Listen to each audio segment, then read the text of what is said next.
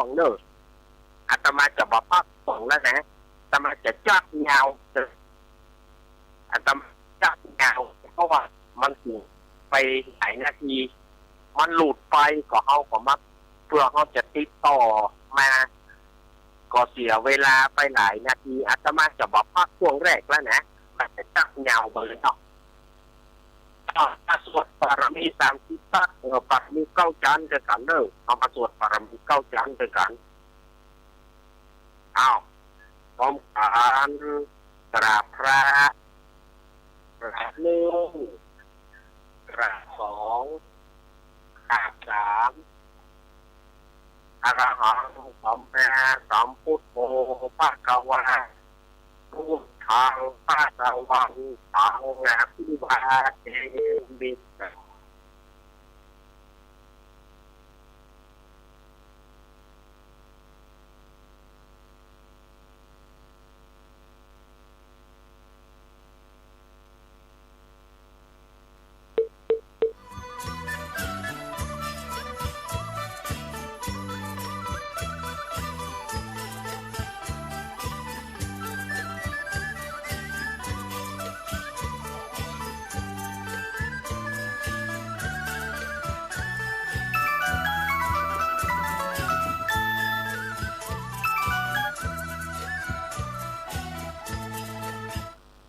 อรหังสัมมาสัมพุทโธภะคะวะพุทธังภะคะวันตังอะภิวาเทสวาขาโตภะคะวะตาธัมโมธัมมังนะมัสสามิกราบสุปฏิปันโนภะคะวะโตสาวกสังโฆสังฆังนะมามิกราบนะโมตัสสะภะคะวะโตอะระหะโตสัมมาสัมพุทธัสสะนะโมตัสสะภะคะวะโตอะระหะโตสัมมาสัมพุทธัสสะนะโมตัสสะภะคะวะโตอะระหะโตสัมมาสัมพุทธัสสะพุทธังสารนังกัจฉามิธัมมังสารนังกัจฉามิสังฆังสารนังกัจฉามิทุติยัมปิพุทธังสารนังกัจฉามิทุติยัมปิธัมมังสารนังกัจฉามิทุติยัมปิสังฆังสารนังกัจฉามิตติยัมปิพุทธังสารนังกัจฉามิตติยัมปิธัมมังสารนังกัจฉามิตติยัมปิสังฆังสารนังกัจฉามิสาธุสาธุสาธุพระปัญญาปารามี30ทัสสาธุพระปัญญาปารามีวัดแวดล้อมวิริยะปารามีอ้อมระวังดีศีลปารามีฟังหอกดาบเมตตาปารามีผ่าแพ้ตั้งปืนตานะปารามีเป็นปืนตั้งต่ออุเบกขาปารามีคือก่อเป็นเวียงสัจจะปารามีแวดระวังดีเป็นไม้ใต้กันตีปารามีกลายเป็นหอกดาบบังหน้าไม้และปืนไฟอาทิฐานาปารามีพันดาบไปทุกแห่งแข่งแข่งแรงแรงปราบฝูงหมู่มารผีสร้างไปเป็ดตุกเตาวิปบสีปังไปนี้นางทรานีอาซาจันโตสาเหมือนพันอยู่ข้างน้ำนัดทีนองกวางต่อกวางแตกสีฟองนองหน้าเนื้อกายเป็นเอาตอกดอกไม้ถวายปูจาพระเกี่ยวแก่นไทยสักกันพระพุทธังเลยจงมาพายโปรดอนุญาตโตโปรดสุตาแต่ดีแม่ทรานีออกมารีผมอยู่ที่ข้างกาจังให้ใครสักจังงาซับดินพ่นน้ำนัดทีลงผ่านภายคอไปหักตกเต้าป่ายามันร้องเอาปูนหัวยอมือขึ้นตุนหัวใส่กล่าวว่าผู้ข้านี้ชื่อว่าลูกศิษย์พระพุทธเจ้าโตมีบุญนะสมปานอันมากนักพระพุทธเจ้าจริงจัดตั้งปัญญาปารมีไว้9 ชั้นตั้งไว้ต่างหน้าก็ได้9 ชั้นตั้งไว้ต่างหลัง ก็ ก็ได้เก้าจานตั้งแต่หุ่นตีนถึงหัวก็ได้เก้าจานตั้งแต่หัวถึงตีนก็ได้เก้าจานแสนว่าแม้นว่าลูกปืนมันจะมาซะเหมือนโพนแสนหาก็บอกอาจจับมาไกลได้ข้าพระเจ้าเลยได้ว่าโอมพุทธคุณนางโอมธรรมะคุณนางโอมสังฆะคุณนางโอมพุทธอินตาโอมธรรมะอินตาโอมสังฆะอินตาอัสสะอัมเมธรณีผู้อยู่เหนือน้ำผู้อยู่กำแผ่นดินสังฆาได้ละลึกกึกถึงคุณพระปิตาคุณพระมารดาคุณครูบาอาจารย์นะคุณพระเจ้าทั้งสามประการคือคุณพระพุทธคุณพระธรรมคุณพระสงฆ์คุณแดดคุณลมคุณแดดคุณฝนคุณน้ำคุณลมคุณดินคุณไฟคุณกุศลเจ้าก็ดีคุณพระโตนฟ้าวานาก็ดีคุณนางอุทาราก็ดีคุณพระปัญเจกพุทธเจ้าก็ดีคุณแม่ธรณีก็ดีคุณเจ้าแม่กวนอิมบรมโพธิสัตว์ก็ดีโยงรักษาตนตัวกำหน้าและกำหลังตนตัวแห่งผู้ข้าพเจ้าและสถานีวิทยุที่ท่านเข้าฟังอยู่ทุกสถานีวิทยุนั่นสูงจักมีเที่ยงแต่ดีหนีกินแต่เตอโอพุทธังทักษาโอมธรรมโมธรรมังทักษาโอมสังโฆสังฆังทักษาโอมพุทโธพุทธังอาระหังโอมธรรมโมธรรมังอาระหังโอมสังโฆสังฆังอาระหังโอมพุทโธพุทธังกันฮะโอมธรรมโมธรรมังกันฮะโอมสังโฆสังฆังกันฮะอายุวันโนสุขังปะลังอาโรกายาปารมาราภาสารทุถีปาระมังตานังวิสาสังปารมายาตินิปานังปารมังสุขังกราบ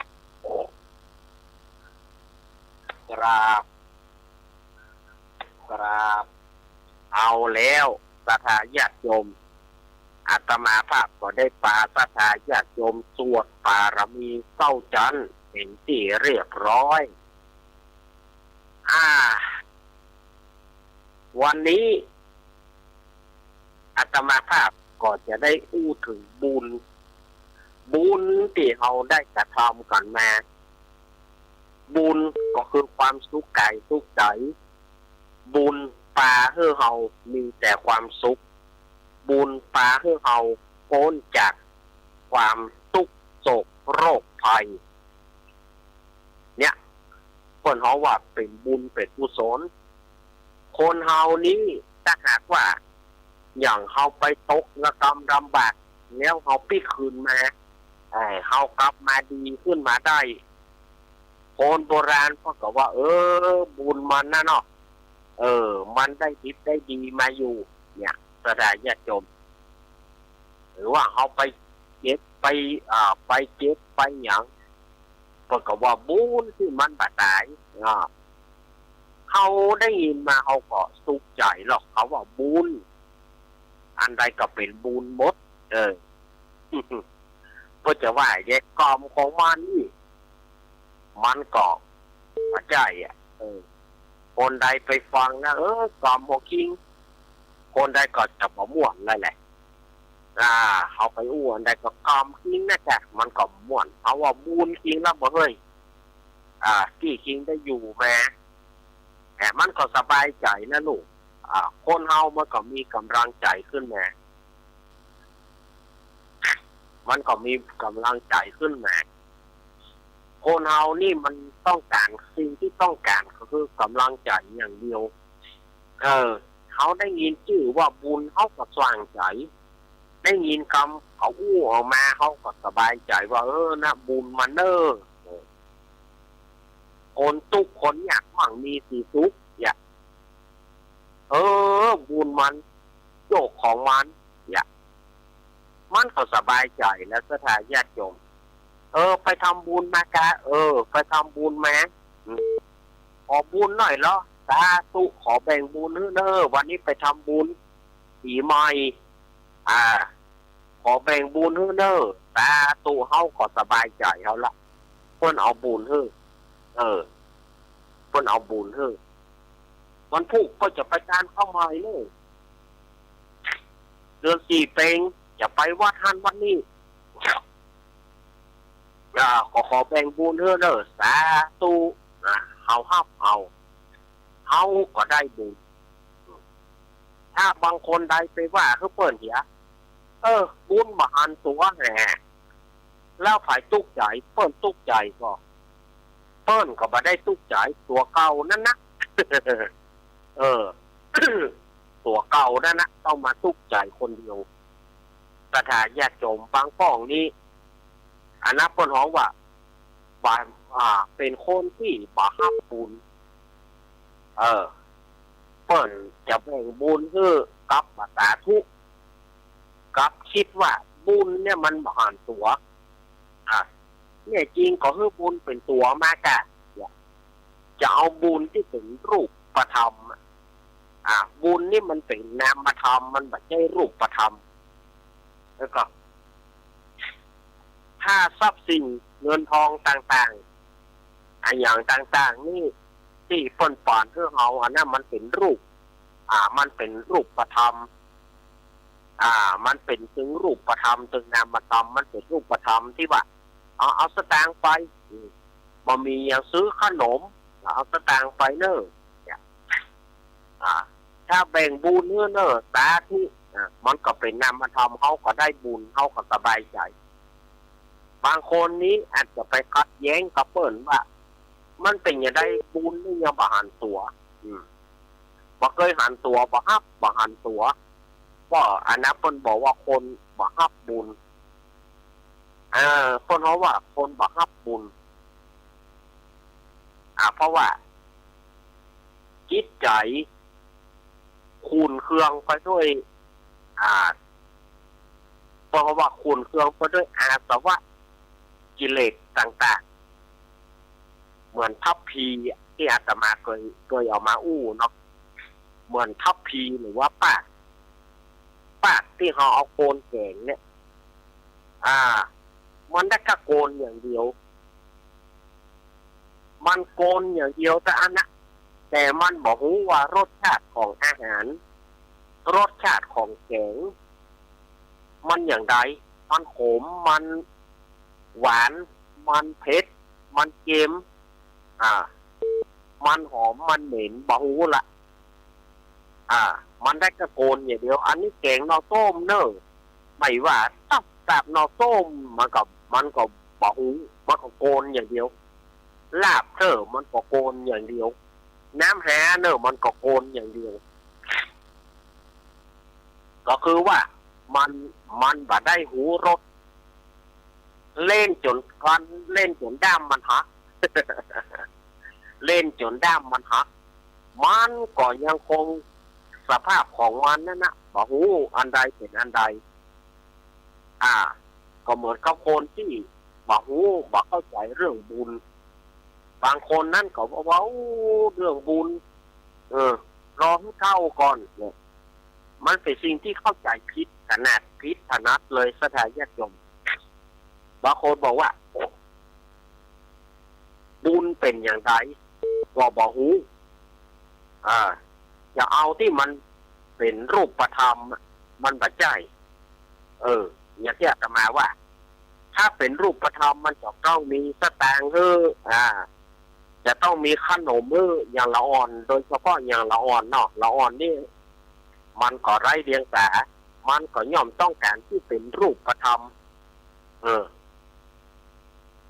มันก็ต้องการสิ่งที่เป็นรูปธรรมสิ่งที่เป็นนามธรรมที่มันบ่มีตัวตนมันก็คงบ่เข้าใจอันนี้เป็นความไร้เดียงสาของละอ่อนเขาก็ยกเว้นไปแต่สำหรับคนใหญ่เฮาเนี่ยถ้าบ่เข้าใจบุญเขาก็บอกจะว่าจะได้เนี่ยอย่างเขาไปอย่างเขากินเขาทานนี่สถานญาติโยมว่าญาติโยมอิ่มเข้าก็บากินก็ได้นะเขาบากินก็ได้มันบอกรู้สึกหิวเปิดมาทำบุญก็ดีหรือว่าเขาจะไปทำบุญก็ดีวันนั้นเขาอิ่มอย่างอันเนี้ยเขาอิ่มทิพย์คือเขาอิ่มบุญมาได้กินอย่างสักอย่างก็อิ่ม ปากินวันค่ำก็ได้มันรู้สึกอิ่มอยู่ตลอดเวลานั่นนะคนว่าบุญบุญมันมาจากไหนไผ่ทำเพื่อเฮามาจะรู้ได้ว่าไผ่ทำเพื่อเฮาแต่เฮารู้สึกว่าเฮาอิ่มบุญวันนั้นเฮากินก็ได้ถ้าบ่เปื่อจะกินยาบ่เปื่อจะกินยาจะกินอย่างเฮาบ่กินก็ได้เข้ามันตึงบ่รู้สึกมันรู้สึกว่าอิ่มอยู่ตลอดเวลาสถาญาติโยมเชื่อก่อนบางคนเนี่ยบ่กินข้าวไปหลายวันเพราะเพิ่นอิ่มเนี่ยอย่างพระสงฆ์เช่นพระธุดงค์ก็ดีครูบาอาจารย์ที่เพิ่นที่เพิ่นเคร่งครัดก็ดีนี่อย่างเพิ่นถึงสันขับเดียวได้แล้วเพิ่นบ่หิวจ้าเพราะว่าบุญเพิ่นเปี่ยมล้นแล้วบุญเพิ่นเปี่ยมล้นเพิ่นอยู่ในวิมุตติเพิ่นอิ่มเอมในบุญนั้นเพิ่นก็สามารถดำรงได้บางรูปบางองค์อยู่ได้ถึง6-7โดยบัฉันแม้แต่เข้าแม้แต่น้ำบัฉันแม้แต่เข้าแม้แต่น้ำเพิ่นบัฉันเพราะว่าเพิ่นอยู่ในวิมุตติสุขเพิ่นอิ่มบุญของเพิ่นอย่างเฮานี่จะไปได้ก่อสถาญาติโยมลองบ่ได้กินกรรมกะเนี่ยแต่เดี๋ยวว่าบุญเฮายังเข้าบ่ถึงเตื้อบางทีหิวบางทีก็ต้องปั่นป่วนกันจอกเจ๊กไอ้ครูบาอาจารย์พระเถรานุเถระบาอาจารย์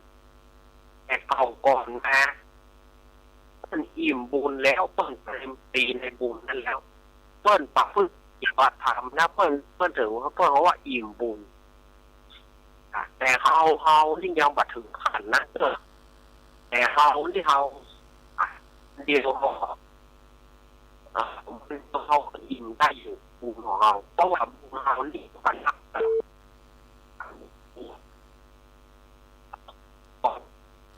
เขาทุกทาง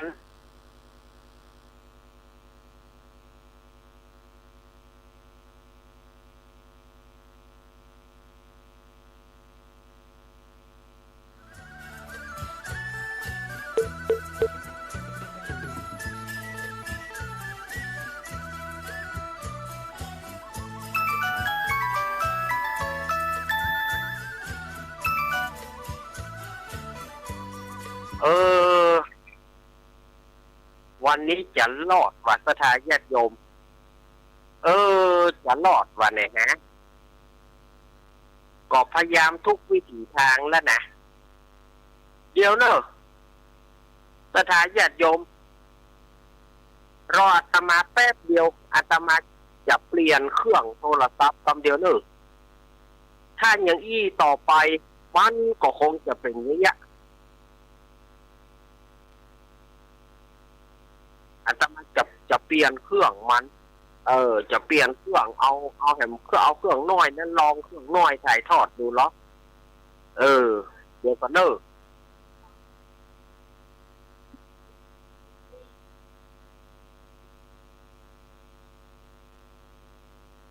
บะจ้างของเปิ้นเป็นรุ่นเนี้ยเราเล่นบะจ้างบ่เอาเปล่า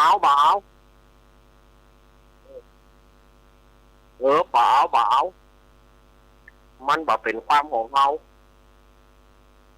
เดี๋ยวก็เนอะอาตมาจะเปลี่ยนเครื่องคำเดียว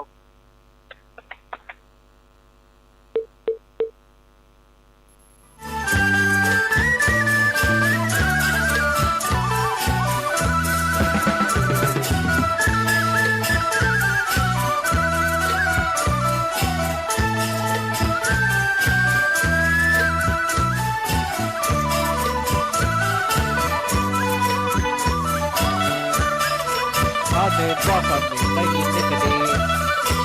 ยังเล่นเกมก่อนเนาะคือตัวลุงลักย้ายโทรศัพท์ก่อนเนาะ กดโทรศัพท์มือตุลุงรักก่อนเนาะหลานสามเณรรักกับ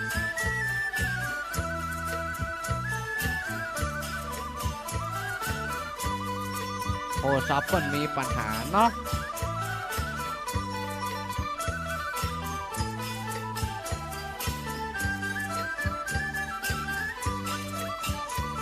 อีดู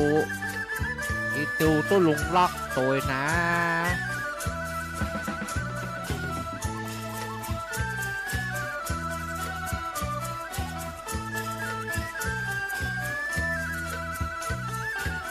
ดูต้นรักโดย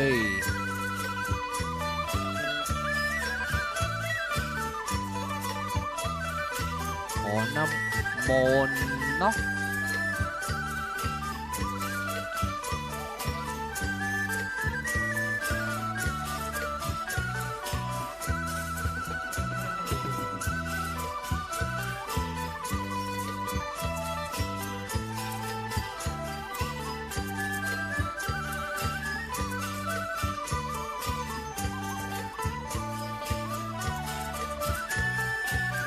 ดูต้นหลงรัก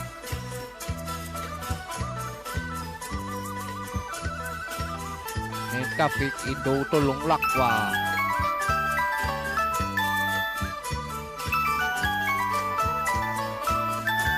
นิมนต์ครับสถาญาติโยมสาธุชนคนที่เขาทุกท่านอาตมากับแปลงไปด้วยนะโทษครับ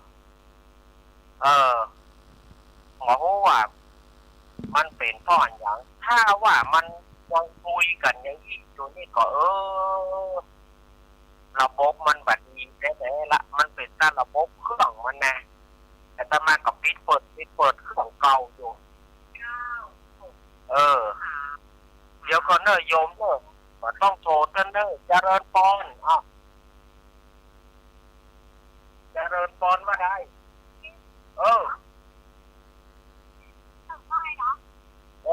ลองเครื่องน้อยก่อนน้อยยายพรนอเดี๋ยวก่อนนอครับยายพรจะโทรเข้ามาเดี๋ยวก่อนเนอะเดี๋ยวอาตมาปิดก่อนวันนี้มันไม่เป็นใจสักอย่างนะวันนี้เดี๋ยวก่อนเนอะวันนี้มันเป็นแต่ระบบของมันพุ่นนะอากาศมันหนาวกะเนาะอากาศหนาวก็ว่าอย่างไรอากาศน่าจะหนาวเพราะว่าถ้าอากาศหนาวนี่มันไฟประจุนี่ระบบอินเทอร์เน็ตทางโทรศัพท์มันมีปัญหาอย่างก็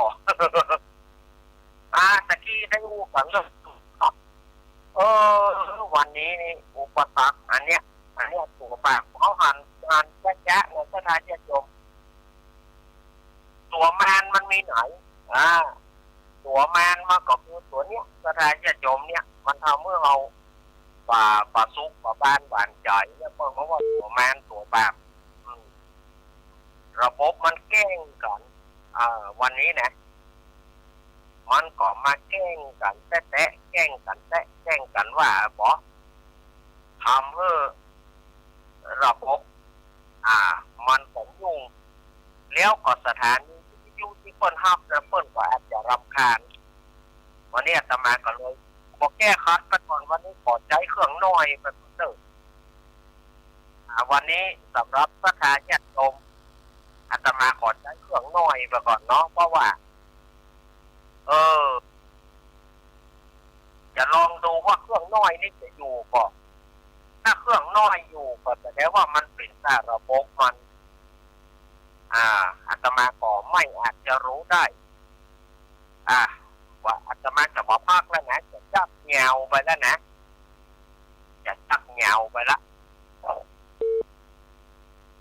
วันพรุ่งนี้สถาญาติโยมก็จะตื่นเจ้ากันอย่างละเพื่อลูกหูเข้าหูป๋าเพื่อลูกหูเข้าหูป๋าลูกเผาข้าวจีข้าวจีเผาข้าวแหลมเตรียมข้าวต้มขนม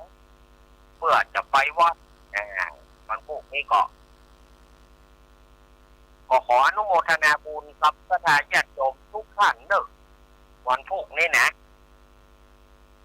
ขออนุโมทนาบุญทุกท่านจะเดินทางไปวัดใดก็ขออนุโมทนาบุญกับท่านทั้งหลายวันนี้วันพุธนี้ก็ขออนุโมทนาบุญอาตมาขอบุญก้องบุญจูศรัทธาญาติโยมเนอะ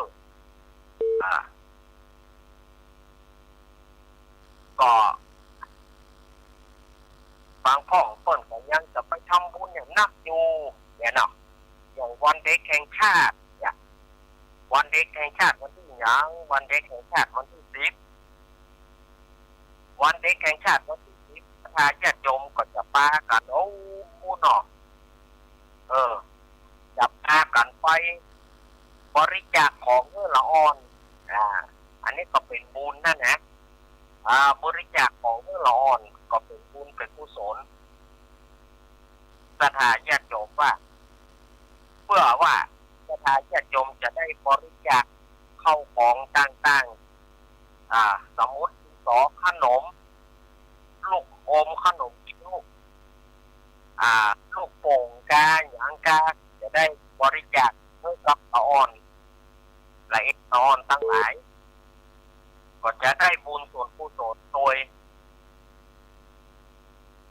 ท่านที่โทร083เนอะวันนี้อาตมาใช้083ออกอากาศเนอะศรัทธาญาติโยมขอก่อนเนอะสำหรับวันนี้อาตมาใช้เครื่องน้อยใช้เบอร์083ออกอากาศเนาะเพราะว่าเบอร์089มันมีปัญหาหน่อย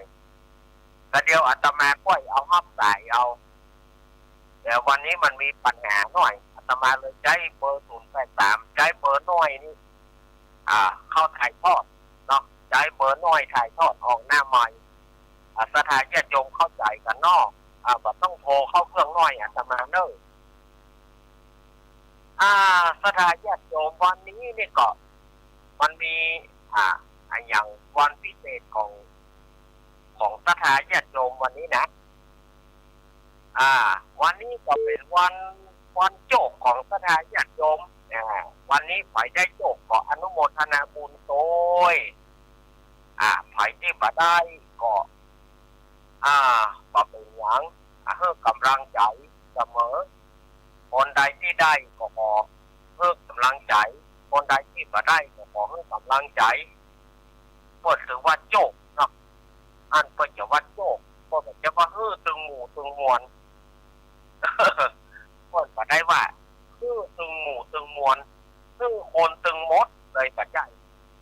อันเปิดจะว่าโจกไผ่โจกมันดวงไผ่กระดวงมันศรัทธาญาติโยมจะได้คิดเอาแม่คนที่ได้ก็ยกมือสาธุคนที่บ่ได้ก็ให้กำลังใจกันไปเปิดถือว่าดวงไผ่ดวงมันอาตมาก็ฝากไว้ในวันปีใหม่นี้ศรัทธาญาติโยมในช่วงนี้ก็เป็นช่วง7 วันอันตรายอยู่เนอะศรัทธาญาติโยมจะไปไหนก็ระมัดระวังต้องนะช่วงนี้เปิดยังเกิดด่านอยู่ไปทางใดเปิดตั้งด่านว่าไปเล่าเปิดวัดปริมาณ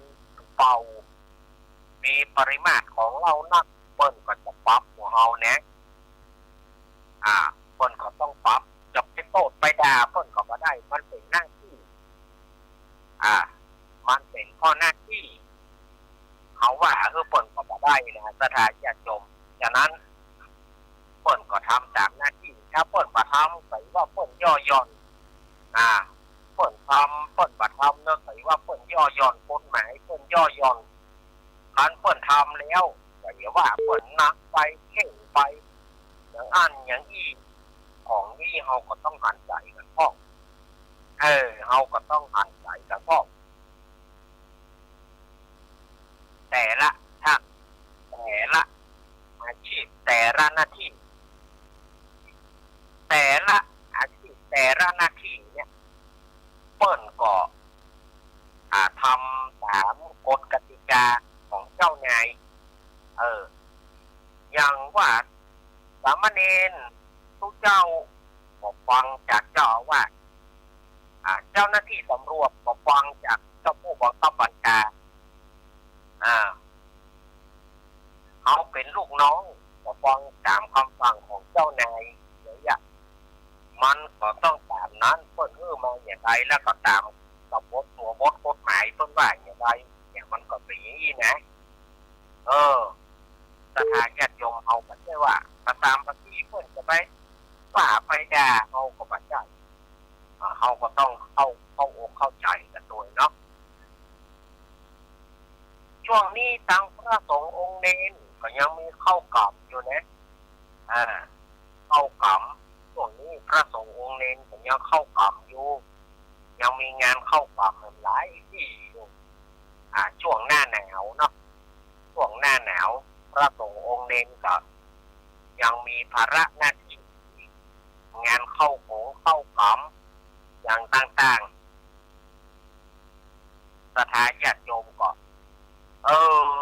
อยู่ที่ไหนวัดใดเพิ่นเข้ากล่ำสุสานใดเพิ่นเข้ากล่ำก็ไปร่วมกินร่วมทานกับเพิ่นไปใส่บาตรญาติโยมก็ได้ไปเมื่อคืนก็ไปเมื่อเช้ามันหนาวท่านอาจารย์ก็ไปฟังเทศน์ฟังธรรมกันเอาวัดใดที่เพิ่นมีอยู่ก็ไปฟังเทศน์ไปฟังธรรมกันงานเข้ากล่ำเนี่ยที่วัดใดเนาะก็เลี้ยวไปจากหลายวัดแล้วไงเลี้ยวไปจากหลายวัดละแต่ว่าบางวัดบางวาก็กำลังเริ่มบางวัดบางวาก็กำลังจะเริ่มเนี่ยสถานญาติโยมเนี่ยอาตมาว่างานบุญปีนี้ได้งานบุญซ้อนกันงานบุญซ้อนกันแต่เนี่ยงานบุญซ้อนกันก็เพราะว่าปอดเท่าไหร่ปอประตานน่ะลาต่างลาญาติโยมว่านะก็ตั้งปอประตานน่ะท่านอาจารย์โอ้บึกกบุญนั้นบึกกบุญนี้บึกกบุญนั้นบึกกบุญนี้จะใส่น้อยก็อายใส่ไหลก็เสี่ยงเอาอย่างใดดีอาจารย์พอเฮามีเท่าใดก็ใส่ไปเถอะสถานญาติโยมไผบ่ใช่มาติมาต่อยเฮาลูก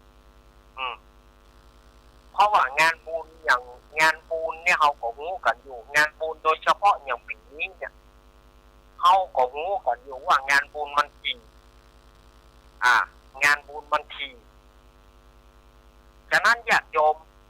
ก็บ่ต้องไปงดไปแง้วนี้ถ้าใดก็ทำบุญไปเถอะ4 บาท 5 บาทหรือว่าบาท 2 บาทมีเท่าใดขึ้นอยู่เจตนาเอายกหม่อมจอมหัวทำบุญไปเพิ่นปัจจัยว่าโอ้ญาติโยมมันใส่บาท 2 บาทก็เอาเพิ่นจึงบอกว่าเพิ่นก็ถึงอนุโมทนาบุญแท้เพิ่นถึงอนุโมทนาบุญแท้เพราะว่าเพิ่นจะมาทิ้งไฟหมายแก้วว่าเฮาใส่น้อยมันบัดเทียมเพิ่นก็เชื่อใจมันเอามีอย่างนี้เอามีแต่อีกแต่ด้วยจิตใจเขาแค่ทำบุญเมื่อเขาแค่ทำบุญเขาก็ควรจะยกมือไหว้ไปมือสาทำบุญอย่างนี้จะดีกว่าอาตมาว่านะอาตมาว่าในการทำบุญทำทานเนี่ยเขาบ่ต้องไปว่าเขาก็เพิ่นมีน้อยอย่างใดเพิ่นมีน้อยถ้าเปิ้นมีนักเปิ้นก็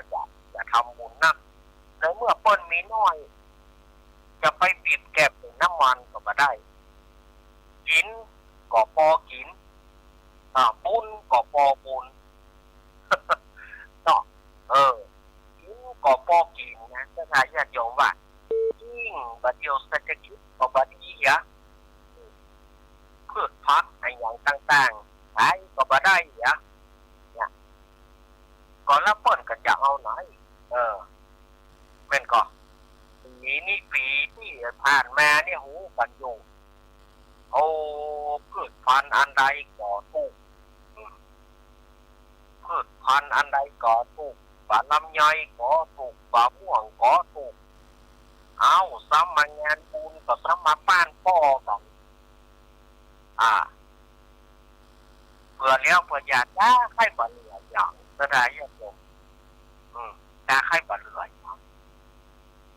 เนี่ยใดมันก็เพื่อหวังบุญเขาก็ได้ทำบุญกันไปอย่างวัดอาตมาที่ผ่านมาเนี่ยสถาบันอาตมาเนี่ยก็ปัจจัยว่าประเดือดก็จะเดือดร้อนเหมือนกันเพราะว่าบ่ม่วงมาได้ขายเหน่าเบอร์ปีที่ผ่านมานี่นะบ่ยังยุ่งแต่ก็สถานญาติโยมก็โอสาวัดปอยหลวงเพื่อมันแล้วไปถ้าเขาจะประจัดปอยหลวงเขาจะไปเอาปีแน่ผู้สูงอายุเปิ่นก็ให้การอย่างเหมาะ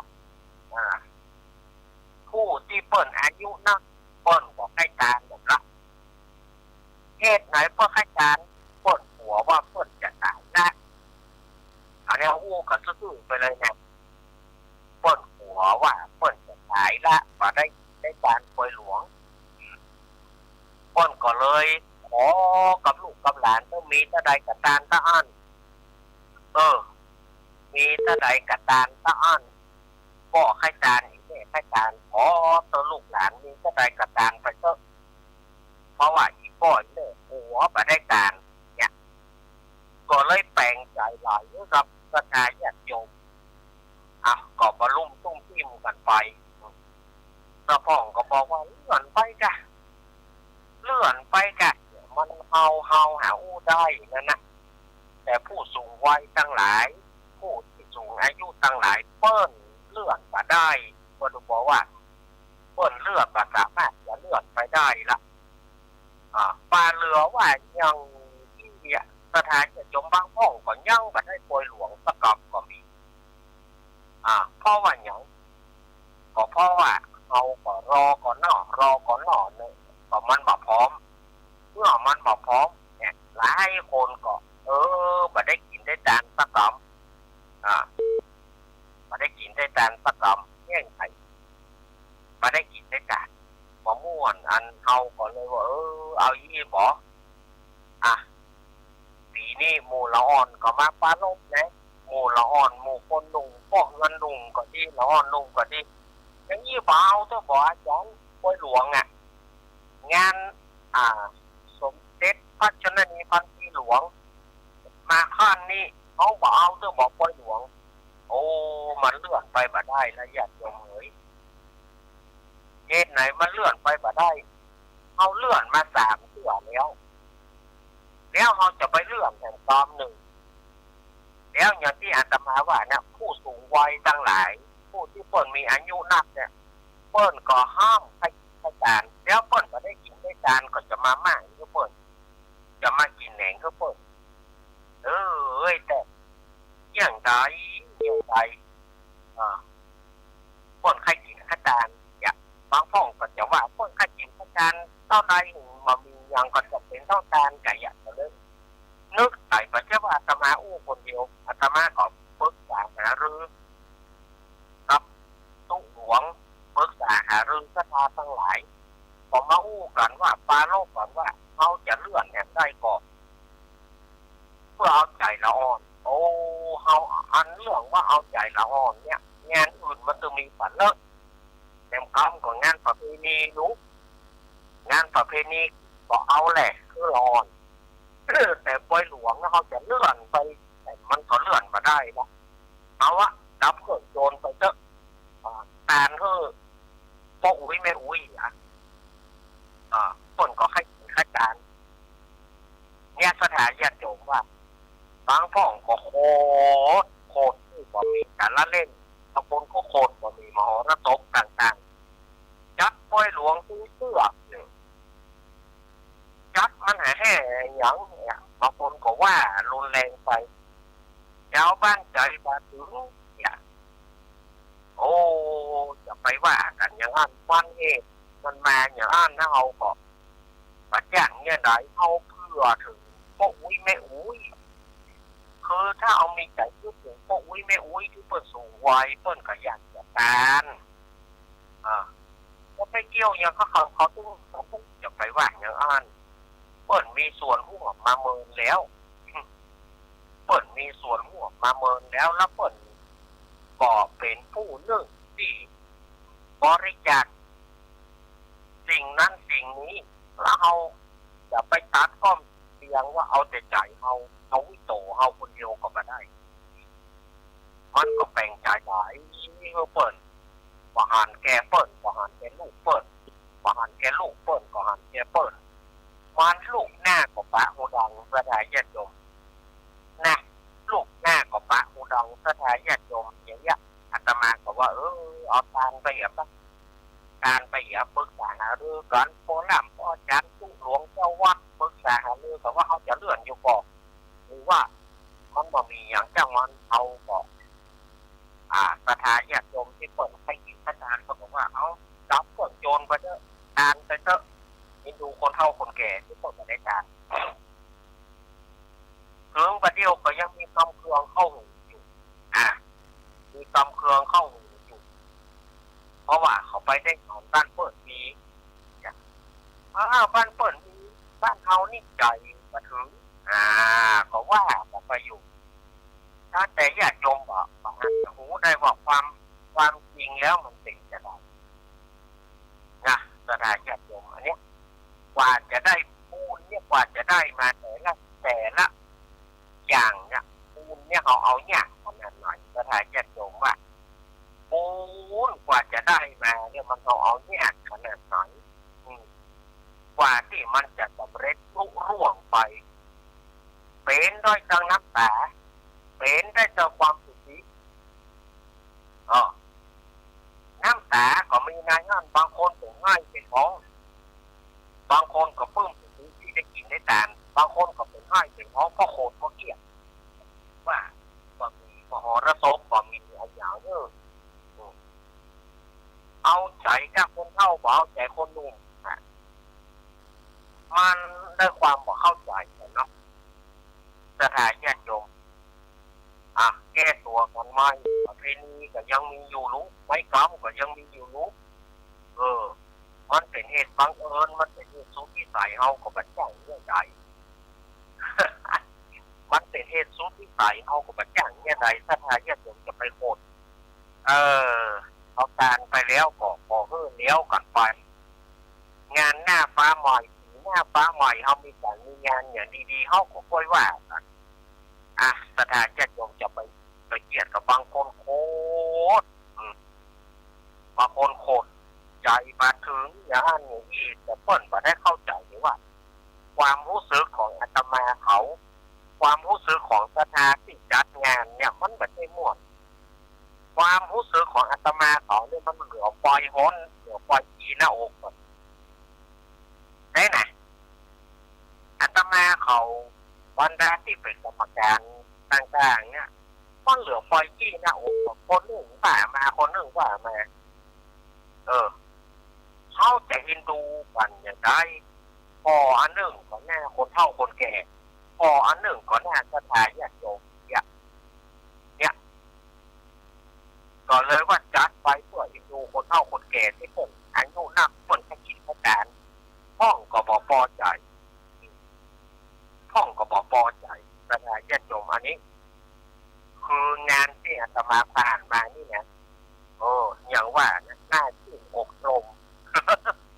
หน้าชื่นอกรมซึ่งใครมาเข้าใจอาจจะว่าท่านอาจารย์ยังอันรับเหลือเพราะว่าความมาเข้าใจของคนเราเนี่ยมันก็มีสักคนเดียวที่เขาจะโดนใจคน100 คนเนี่ยญาติโยมยังเหมือนกับอาตมาไปเทศธรรมเหมือนกันเมื่อก่อนอาตมาเคยไปเทศธรรมนะบางคนเขายังไม่ได้นั่งเสื้อการต้องกล่อมมาท่านที่ประเทศเจ้าภาพภูเขาขี้ค้านฟังอาตมาถึงว่าเนี่ยเขาขี้ค้านฟังนั่นนะการมาต้องกล่อมเขายังไม่ได้นั่งเสื้อโป้นเอายังบัดถึงพื้นเสือมาละการต้องกล่อมท่านมันเก้าไปนะท่านเนี่ยอย่างใดเก้าไป ราะว่าเจ้าภาพเปิดไปอ้างเจ้าภาพเปิดเจ็บท้องของเจ้าภาพเปิดเจ็บหัวของพอเปิ้ลนี่โมนเอาไว้แล้วเนาะตัวเจ้าภาพเปิ้ลบำไรเปิ้ลย่ำมาอู้นะไอ้โคนที่ปัดชอบเฮาเนี่ยเจาะเคาะมาละมูที่ก็อยากฟังธรรมนี่มาละเขาไปเนี่ยก็เจ้าภาพอย่างอันเจ้าภาพอย่างอีบึ้งก็เจ้าภาพเปิ้ลก็อยู่เด็กไงมันไปห้ามแตนก็เห็นหมดอ่ะมันไปห้ามแตนก็เห็นหมดอ่ะอันเขาก็ไปบอกค่ะโอ้ก็เขาอุตส่าห์ลูกบ้านลูกจองมาอย่างว่าเขาเตะเหมือนได้แบบเดียวนี่พี่น้องก็บอกว่าป้าอาจารย์คนเข้าละเนี่ยเขาเข้าไปลงที่ปุจจานนะเพราะป้าอาจารย์ก็เท่าแล้วลูกเต้าก็จะมาห้ามเวลาด้านโอ้ก็ยอมบอกป้าอาจารย์หรือว่าศรัทธาญาติโยมที่เป็นเจ้าภาพเนี่ยยอมบอกมาอู้เฮาหรือว่ามาอู้เฮาตั้งแต่ต้นตอนที่มานิมนต์เฮาเนี่ยหรือว่าตอนที่โทรนิมนต์เฮาเนี่ยยอมบอกอู้ขอเวลาจะอีเนอร์อย่าบอกเขาเอาอีนะเขาจะได้เตรียมไปเลยอันนี้พอเขาไปถึงละมันถึงมาแล้วหรอเอาของสอดแนมนี่นะการตบกท่านเข้าไปไม่ได้เลยเขามาจะได้แล้วหรือเข้าไปเขาก็เลยถามว่าโยมนี่จะได้โยมจะเอาเข้าไปอย่างไรเนี่ยแต่ท่านขอให้วนกันแล้วกันเนี่ยป้าอาตมาก็เจอมันนักนะอาตมาก็ถ้าลงอีกอย่างอีต่อไปนี่ก็คงบอกไว้ต่อแก้เกมจดมาลอยโผดมันฟันแล้วจากนิมนต์อาตมาเทศมหาจักรจากนิมนต์เทศมหาจักรอาตมาซัดมาลอยโผดเพราะมันเจ้าเขาเข้าไปมันเจ้าบุยเขาก็ซัดมาลอยโผดก็เดียวก่อนแล้วยิ่งเขาอู้ก่อนเขาสมุนตอนที่เขาอู้โจจ้าบอกฟังอย่างนะเขาลงเขาตั้งว่าก็ต้องเอาจบเพราะอย่างน่ะก็อยากยอมบอกฟังอยู่แล้วก็ไปฟังนี่อย่างว่าอู้กันนี่ก็เพราะว่าปุดก็แล้วหาว่าฟังไม่ไปฟังที่ไหนมาได้ฟังสักหน่อยสถานญาติโยมอู้กันอันยาวบอกว่าเบื่อเนี่ยเขาหน้าสอนมาอู้พอทุกเจ้าตัวนี้เสร็จเขาอู้กันเนาะมันอย่างเขาหน้าสันแม่นะเสือเขากับเราเตะอยู่เขาต้มมาเขาต้มมาเขาโนมมากจากกินเนี่ยนะอันเม็ดปลาเต้าแต่ไปนี่ละเม็ดปลาเต้าเนี่ยเม็ดบัวพัดเม็ดบัวพัดเม็ดพันตะวันงดเงี้ยฟังอย่างหนูคาในสถานญาติโยมว่าโอ้มันก็ถ้าเขาจะไปได้เขาจะไปเตะเอาอย่างแถมเขากระจายลงเวลาเขาลงอย่างวุ้ยแล้วเหลือก็โยมบอกฟังนี่นะกินตัวก็ฟังตัวเอาไปกินตัวฟังตัวมันตกมาที่อันนี้ว่าแต่นะจิบจ่อยขนาดนั่งฟังยังจ่อยพูดบ้านกว่าขนาดนั่งมาได้แบบกินอย่างนะแล้วมันกินอย่างอยู่แล้วมันจะไปได้มีโอกาสฟังที่ไหนมีกับทุกเจ้าทุกคนอู้ตลกนะพอคุณเจ้าทุกคนอู้ตลกนะเขาจะให้หัวตัวก็กินตัวอยู่เกี่ยวขนมตัวเกี่ยวอย่างตัวก็ให้หัวไปตัวคนอู้อย่างว่าคนให้หัวถามว่าหูก็ให้หัวอย่างประเดี๋ยวหน้าเขาสถานญาติโยมว่าก็เลยบอกบางทีนิมนต์เขาเป็นหนักจนนิมนต์เขาไก่บอกไก่เขาอุตส่าห์ปล่อยด้านต้นไปบางทีเขาว่าเขาอยากทำพวกนี้ไปเตะบางทีมันมดกำจะอู้แล้วเขาขึ้นไปเนี่ยประการอย่างเดียวโค่นเขายังไม่ได้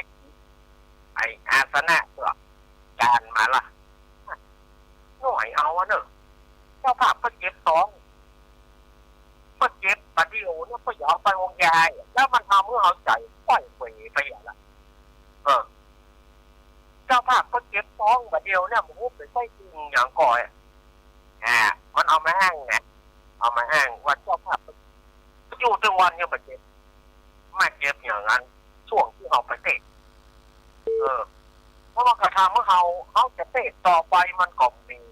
สมาธิแล้วกดต้นเจ็บเตะไปมากไปโทษไปตาเนี่ยอาตมาเจอมานักต่อนักเหมือนเรื่องเมื่อก่อนบางทีเขาจะไปเตะทำเนี่ยนิมนต์เขาว่าตักใจท่านเตอเอาเกียมไปแบบโดโลขึ้นไปบ้านนี่เปิ้นถือที่เนอท่านห้ามเอามหาจักรไปเตะเนอเปิ้นถือที่ถือไว้ก่อสร้างไว้ว่าห้ามเอาทำมหาจักรไปเตะโอ้ยมเหรอเนี่ยได้อาตมาสร้างฐานะการทำมหาจักรอาตมาประจ้างทำอื่นตามใจท่านเตอเอาทำอื่นมาเล่าที่เป็นเน้นจากทำมหาจักรไปเนี่ยใดถ้าเขาบอกมีพริกแดงเขาบอกมีชุดพริกแดงได้โวยปัญญาเขาแบบแหล่งโวยนี่เขาก็ตายเขานะเซฟเขานะแต่ปัญญาเขาเนี่ยเขาแหล่งโวยว่าเขาอย่างนี้แบบเทศทำบรรยายปะพอเทศทำบรรยายไปพอม่วนนะท่านน่ะเทศมาม่วนเอาเนี่ยจะโยมต้องการด่วนไม่ใช่จ้ะต้องการด่วนเนี่ยบอกเอาม่วนน่ะพวกมันทำนองเนี่ยพ่อจะเอาพอโยมบอกว่าโยมคนเจ็บท้องไอ้แกพอโยมบอกว่าเจ้าภาพเจ็บท้อง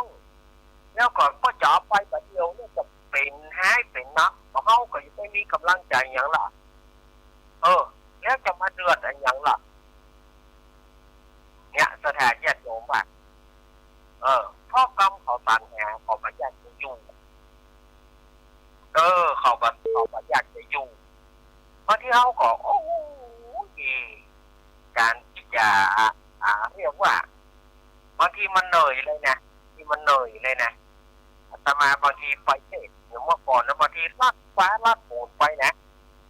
บางทีฟ้าแมบหน้าฟังมาฟังเปิ้นนิมนต์ก็จะไม่ได้ไปนะฟ้าห้องฟ้าผ่าก็จะไม่ได้ไปแต่พอเอาไปแล้วมันผสมคนที่ไปขว้างแน่เขาอย่างเอาอุตส่าห์ไปถึงฟ้าถึงฝนนะฝนก็ตกฟ้าก็ห้องเอาอุตส่าห์ดันโดนไปพอเอาขึ้นเรือนไปมันถึงมาแล้วต้องก้องการมาอ้างท่านอ้างนี่เจ้าภาพเปิ้นอยู่ไปเปิ้นต้องการจับพี่เจ้าวะอันยามะวันพวกเปิ้นจะไปทำงานวะอันยามะมันหาอ้างจนได้อะถ้ามันทำให้เขาปล่อยเผยวันนี้ถ้าเขาไปแล้วเขาจะเกิดก็เปิ้นเป็นคันเอาหน่อยก็ว่าน้อยล้อมไปท่านเนี่ยย่ำมาขึ้นทำนองเนี่ยหน่อยเจ้าทำนองอย่างญาติโยมต้องการด่วนนี่บางทีเขาไปอย่างเขานัดกับคู่นี่พอเขาเมื่อเขากระเตะกับอย่างพอเขาเตะละคู่กันละตรงมาเจ้าหัวตอนตีต้นหัวคู่กันเนี่ยอู้แตะอู้ว่าถ้าเขาจะไปเตะเพื่อเอาไปเตะที่ไหนท่านเตะที่โซฟลุกท่านมาเตะที่โซฟวางโซฟที่ไหนมันจะลุกมาวางฮะพอมันลุกมาก็งงเขาว่าโล่นหมดอ่ะเขาก็โล่นเหมือนกันนะพอมันก็งงลุกมาเขาก็โล่นเหมือนกันนะเหมือนยายนะเนาะเหมือนยายที่จากนครสวรรค์จากไหนก็ปทุมธานียายที่ตายไปเปิ้นจะเอามาเสียที่พิษณุโลกเอามาที่พิษณุโลกซับปะเลอโลดกันชาวบ้านโลดกันยายเปิ้นมาตายถามว่ายายตายแล้วเอาศพมาเอาศพจากปทุมธานีมาพิษณุโลกเดี๋ยวมันฟื้นนะกะเดี๋ยวมันฟื้นมาเคาะลองกันซับปะเล ปะเลอถูกไหมได้ถึงเหนียวแตกได้ถึงขี้แตกมันแล้วก็เอาเปิ้ลเมื่อรุนก็เอาเปิ้ลปิกแล้วประเด็นนี้เปิ้ลตายแท้แล้วนะเปิ้ลตายแท้ไปละไม่อุ้ยคนนั้นก็ปะเลอว่าบ่เคยหูบ่เคยหันกำเสือแตกกันตึ้งแล้วปะเลอฮะก็โลดเหมือนกันนะมันโง่งมาฮะก็โลดเหมือนกันนะถ้าปะเลอได้ถึงเหนียวได้ถึงขี้สูงมามันสะดุ้งแล้วนะมันบ่เคยปะมันว่าซับปะเลอเป็นตึ้งซับปะเลอเป็นตึ้งผู้จานนะผู้จานคนนั้นน่ะเป็นตึ้งซับปะเลอว่าเป็นซับปะเลอมานับเป็น50-60 ปีก็หามาปะนี่หนึ่งแล้วตัวเขาอยู่กับศพกระแสงยังหล่นมันไม่ยี่ฮะก็หล่นเหมือนกันฮะก็หล่นเหมือนกันนะดูรู้โล่นกันเนี่ยแล้วเมื่อรู้นี่เปิ้ลก็ตายสมบูรณ์แบบเปิ้ลเพื่อนถึงแก่กรรมสมบูรณ์แบบเปิ้ลยายคนนี้นะแล้วก็เอาปิ๊กมาอยู่ในห้องมาก้าวเอาปิ๊กมาเก่าลูกเอาหัวบอกว่าดิฉันตำรวจเขาก็เอาปิ๊กมาเพราะว่าอย่างครอบครัวลูกจากปทุมธานีแล้วก็บอกว่าที่ห้างก็เสียฟรีมันต้องเสี่ยงอย่างหัวเสี่ยงตังกับหัวเตะหัวหวานเนาะถ้าระดับจังหวัดอย่างจังหวัดที่อยู่ในเขตปริมณฑลเนี่ยมันจะตุกดินอีแย่ถึงขนาดนั้นแบบถือว่าเอาศพมาปากเปิ้ลเสียฟรีเนี่ยมันจะจ่ายว่ะอันนี้เอามาญาติปทุมธานีเอามาพิษณุโลกเดี๋ยวจะถ่ายญาติโยมว่ะ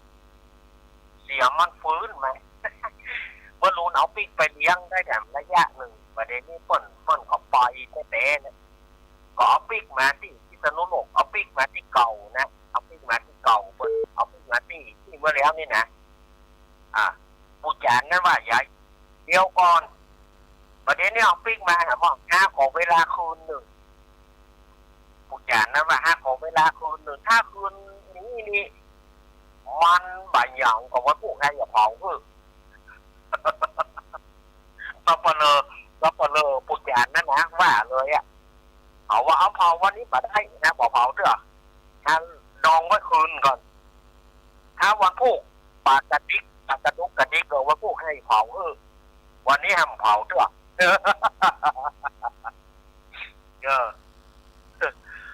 เข้ามาอย่างนี้เขาก็โล่นเหมือนกันนะจะได้ญาติโยมว่าเนาะบางคนเนี่ยเข้าใจพอท่านมาเตะทุกศพโต๊ะไหนมันจะฟังพอเตะทุกคนเป็นมันจะฟังบางพ่องนี่นะก็ได้ญาติโยมอาตมายอมรับในความซื่อเนี่ยคนเฒ่าคนแก่บางคนนะบางคนเนี่ยยอมรับว่าดื้อเวลาเปิดไปสวดอภิธรรมเนี่ยจะไปไหว้เนอะไปบอกขึ้นหลอนจะไปไหว้เนอะมันก็สวดให้คนตายมันจะสวดให้คนตายที่น้อยเปิ้นก็สวดให้คนที่ยังมีชีวิตแต่เปิ้นเอาคนตายมาเป็นตัวอย่างตามอ่านว่าเนี่ยพอล้อซับสลิงการมาได้อย่างไปสักอย่างตึกรามบ้านช่องมาได้อย่างไปสักอย่างเนี่ยพอล้ออย่าเปิ้นอย่างอี้บางคนสวดศพจะไปไหว้เนอะบดีนะถามว่าบดีอย่างไรมันบดีนะศพแต่จะฟังกับศพที่ไหนมันจะฟังสมัยอ่อนวงว่าใหญ่ก็ได้ญาติโยมสมัยอ่อนวงว่าไวโอลินมันก็มี4 สายเอาไปสีใส่ควายไหนมันจะฟังเอาไวโอลินเอาตะล้อไปสีควายฟังต่อมันก็ยิ่งบิดหูมันหนีเพราะมันนำขาดไม่ว่าตะล้อหมดนี่ม่วนตะล้อหมดนี่ม่วนหรือว่าไวโอลินหมดนี่ม่วนเนี่ยมาคงว่าแหละมันจะบิดหน้านี่มันแบบชอบมันมาเข้าใจ4 เพลงม่วนๆถ้ามันฟังมันใส่เพียงหน่อยก็ได้เหมือนที่คนตายไปแล้วเนี่ย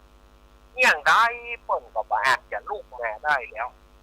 อย่างที่ว่าเนี่ยถ้ามันลูกมาเขาก็โลดเหมือนกันเนาะมันจะเป็นปัญหาอย่างนี้เนอะสดาเย็นลงบางทีก็ต้องแต่งใจหลายห้องบางทีนิมนต์เขาไปไกลแต่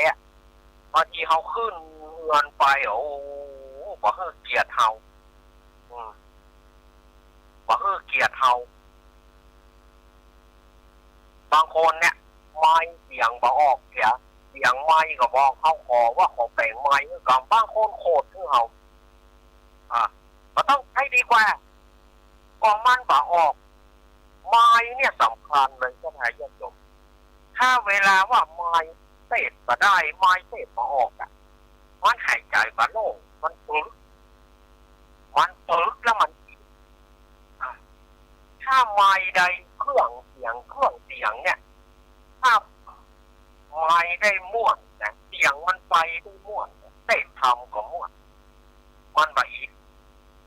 เพราะว่าปล่อยเสียงที่มันตามธรรมชาติบางคนบางเจ้าเนี่ยแต่งเสียงไม้ป่าออก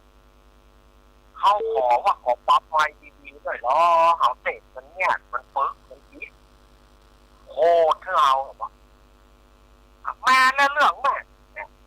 แล้วก็อยู่กระล่างคนนะที่อยู่บนเงินนะอยู่กระล่างคนเขาว่าขอแบ่งไม้เรื่องกรรมจะมาเตะมาได้อย่างที่มันปึ๊กมันอีกมาถึงเรื่องมาก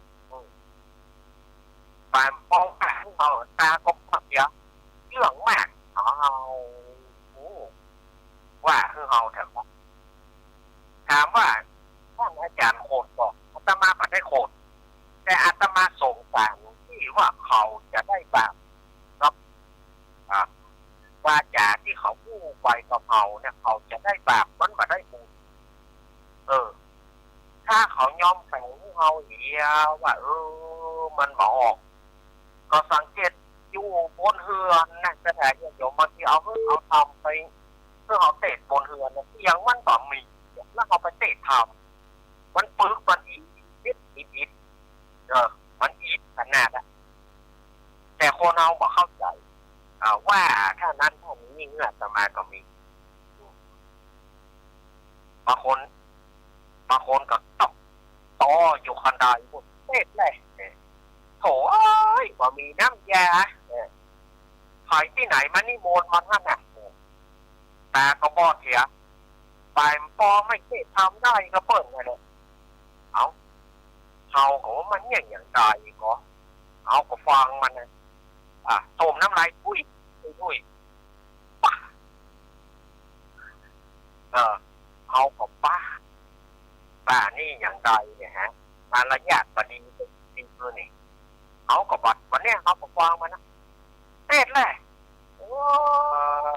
เจ้าบ้านนี่เอาเข้าด่าเจ้าภาพเนี่ยสุมาญาติโยมเนอะเจ้าบ้านนี่อันเป็นมูเจ้าภาพแถมแง่วใสเนี่ยมันด่าคนบ้านเดียวมันนั่นนะด่าคนบ้านเดียวมันนั่นนะคนตาบอดมันรู้ภาษีภาษาอย่างก็เอามาเสร็จประเดี๋ยวเนอะก็อาจารย์เอาของเวลาเนาะไอ้ที่อยู่คันใดน่ะขึ้นมาเอากับเดียวเขาประกาศใหม่เลยแต่เนาะไอ้เนี่ยไอ้ที่อู้ประเดี๋ยวเนี่ยที่ยืนกลางคันใดฮะขอขึ้นมาเอาสมะประเดี๋ยวการมาต้องโอ้โทรศัพท์เนี่ยเล่าตึงเนี่ยได้ครับนี่หรอไอ้หนังนี่เขาจะเป็นคนฟังไอ้เตะไปอันใดไอ้ว่าไอ้หูไอ้เตะไปไอ้หนังนี่หนังสมัครไอ้หนังอาสนะนี่หนังนี่แล้วก็เตะเขาจะเป็นคนฟังเขาจะยอมเป็นโยมเนี่ยให้เราเป็นคนฟังผมไปได้ยังไงผมจะไปได้ยังไงผมจะได้ถ้าบ่ได้ไอ้ยังดูถูกเขาอย่างล้ำเหลือว่าเขาบ่ได้เพราะมันบ่ถึงเวลาเตื้อบอกคำเดียวก็จะไอ้ไปใจร้อนอย่างล้ำเหลือถ้าไอ้ใจร้อนไอ้เตะไปมาได้ผมมาได้ถ้าบ่ได้พอสุมาเถอะไอ้ลงไปโวยไอ้ลงไปโวย ก็อีกกันเนาะก็ได้ญาติโยมว่าก็เฮาก็ตึงหูเวลาของเฮาแล้วเขาขึ้นไปก็ตั้งบนเฮือนนะเปิ้นว่าเปิ้นก็พร้อมเสื้อตั้งบนเฮือนนะเปิ้นก็บอกว่ารอกำเดียวเนาะรอลูกหลานเปิ้นมากำเดียวเนาะลูกหลานเปิ้นกำลังเดินทางมารอกำเดียวเนาะรอกำเดียวเนาะก็เฮากับเจ้าภาพมันรู้กันแล้วเดี๋ยวมันก็ตามมาที่ก็ต่างอย่างอยู่คันใดยืนต่างคันใดมันจะขึ้นเงินก็บ่ได้เพราะเราเลี้ยงไปขึ้นคันใดหลังพุ่นมันก็ไปต่างอย่างอยู่แฮวคันใดเพิ่นมี2แฮวอย่างแฮวคันใดเพิ่นมี2แฮวมันกำถึง2แฮวนั่นน่ะเอาเลยโอ้ยบ่มีน้ำยาอย่างเงี้ยมันว่าเอานะโอ้หมอนี่มันบ่เคยเจอมันหนักตัวลูกเนาะโอ้ยเขาหูแล้วแหน่เขาถึงหูเวลาของเขาแล้วสักนายญาติโยม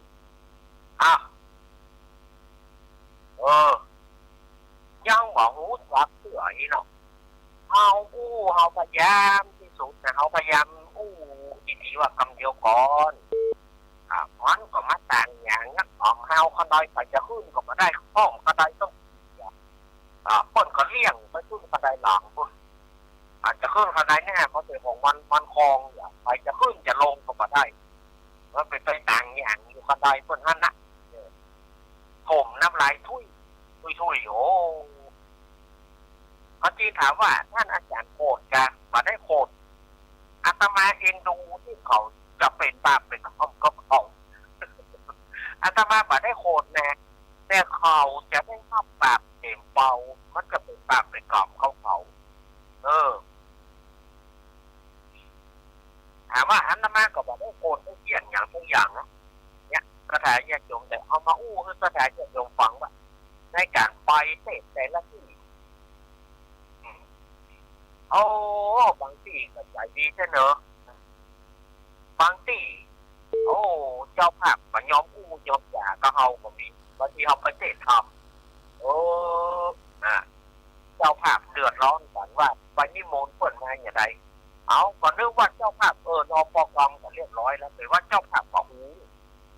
นี่ก็มีเถียงกันเพราะจะพี่โน้เฮาแต่ดินนี่เป็นว่าเจ้าภาพก็หูแล้วคนหนึ่งนะคนที่เป็นปัจจัยเจ้าภาพนะตามมาหูจักเขาคนที่บอกเป็นเจ้าภาพนะหูจักเขาแล้วลักนิมนต์เขาโดยบอกเจ้าภาพ